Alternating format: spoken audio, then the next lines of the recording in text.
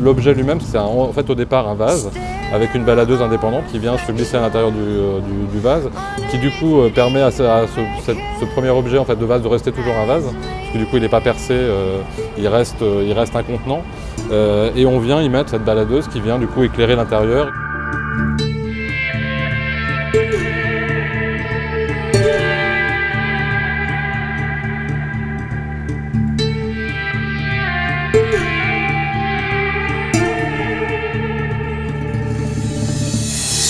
Who's gonna say goodnight?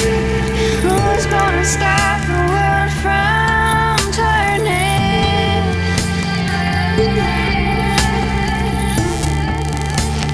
En parallèle, j'avais ce verre dans lequel je me suis très vite dirigé vers l'idée d'une baladeuse et ce vase que j'avais déjà fait souffler, mais il n'y avait pas encore cette idée que les deux allaient ensemble. En fait. Donc c'est venu un peu de la manipulation, de les avoir sous les yeux, d'avoir fait des essais avec ces deux objets différents et du coup de les mixer ensemble pour du coup amener de la lumière dans le verre. Ce que je trouvais intéressant, c'est par rapport au verre en effet de aller au-delà et de jouer vraiment sur cette notion de transparence, d'épaisseur, de matière qui du coup évidemment par la lumière est vraiment magnifiée en fait.